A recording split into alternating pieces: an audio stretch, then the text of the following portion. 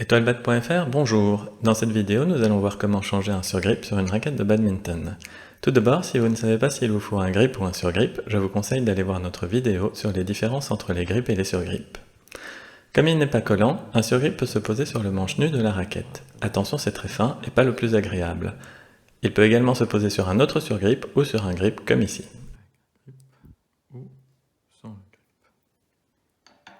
Ceci est un surgrip AC102 de Yonex, l'un des plus populaires sur le marché. Vous pouvez le retrouver sur notre site internet etoilebat.fr. Comme vous pouvez le voir, un surgrip est fin et ne colle pas. Il y a un film plastique de protection qui est sur la face qui sera en contact avec votre main. Quant à l'autre face, elle sera en contact avec le manche de la raquette. Tout d'abord, il faut retirer le film plastique.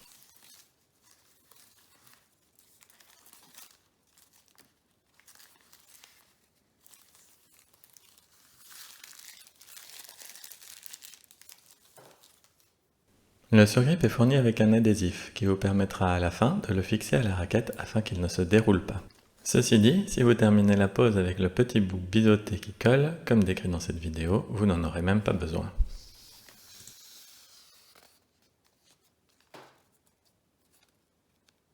Si vous ne savez plus quelle face doit être en contact avec le manche, c'est simple. Il suffit de regarder où est le petit bout collant.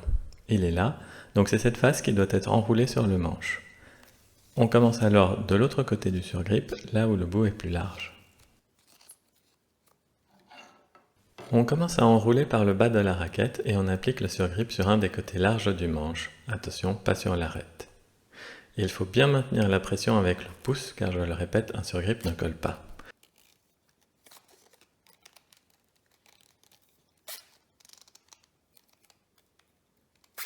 Vous devez faire un tour et demi avant de commencer à descendre. De cette façon, le surgrip tiendra bien en place. Veillez également à maintenir une pression suffisante et constante lorsque vous l'enroulez, sinon il risque de bouger lorsque vous jouerez.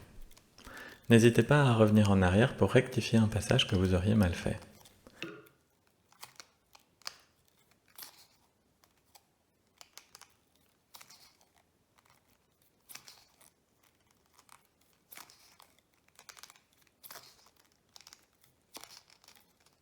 C'est important de toujours superposer votre surgrip sur la moitié précédente.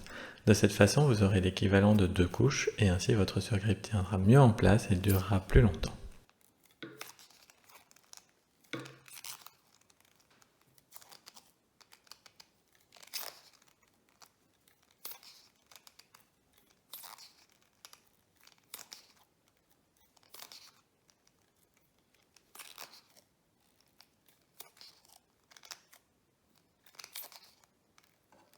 Quand on arrive vers la fin, c'est plus facile de tenir la raquette dans l'autre sens.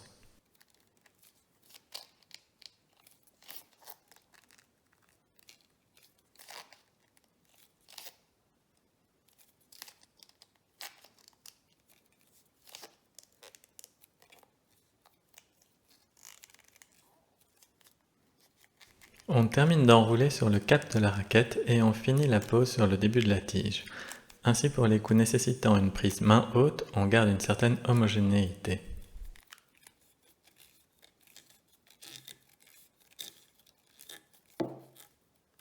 Comme je vous le disais, la fin du bout biseauté est collante. Elle permet de terminer la pose du surgrip sans avoir à coller l'adhésif qui est fourni avec.